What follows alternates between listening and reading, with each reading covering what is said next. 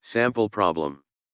An imaginary cubical surface of side L is in a region of uniform electric field. Find the electric flux through each face of the cube and the total flux through the cube.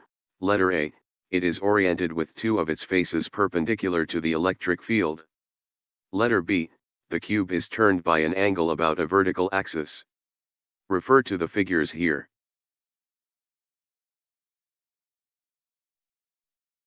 For letter A, to find the electric flux where the box is oriented with two of its faces perpendicular to the electric field, we refer to the figure here. Let us determine the flux generated by each faces of the cube with respect to the orientation of the electric field.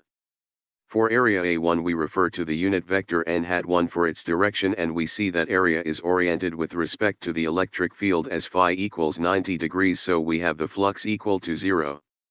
So we see that the electric flux when the angle between them is 90 degrees results in a 0, so that means the areas that have this property will also have a 0 flux, and they are area 2, area 5, and area 6.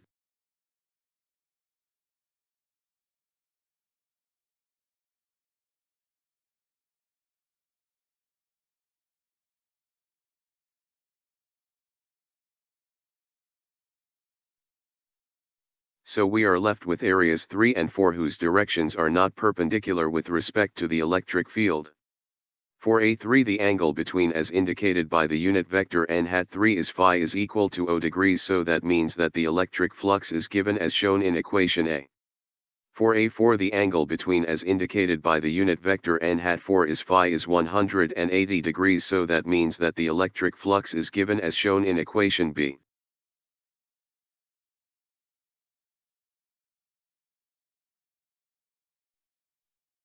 Note that since this is a cube, then all the faces have the same area, which is equal to L squared. So now the total flux, which is just the sum of the individual flux from each face, is now calculated. We see that the resulting flux is equal to 0.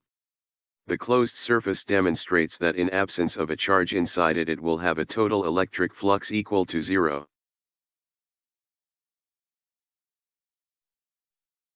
For letter B, to find the electric flux where the box is turned by an angle beta about a vertical axis.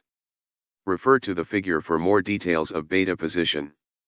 So we see that there are two faces that have an angle of phi 90 degrees with respect to the electric field, and they are area 1 and 2. These areas will produce 0 electric flux. The other faces are oriented by some angle beta and theta, which we will examine further. Let us look at the box in the perspective viewed at the top as shown on the figure. We see that the top view the positions and orientations of the 4 remaining areas. So here we are able to identify the angles with respect to each face and the relation of the angles beta and theta, which are shown by equation A.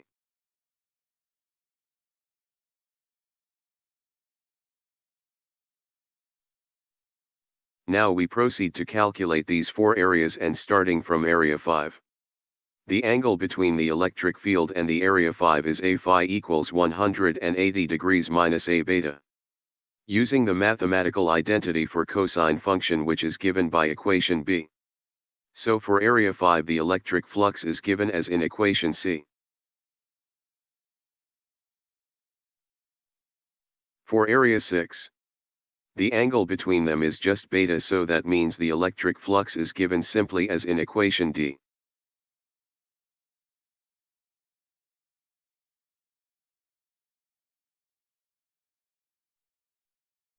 For area 3 we have the angle between them as phi equals 90 degrees minus beta.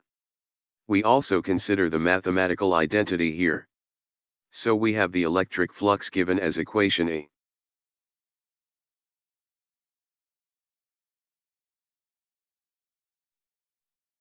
For area 4, the angle between them is phi equals to 90 degrees plus beta. Applying also the mathematical identity for cosine here. So the electric flux generated by area 4 is given in equation F. So the total flux for the tilted cube in the presence of an electric field is the sum of the individual flux from each face, and we see that it sums up to 0.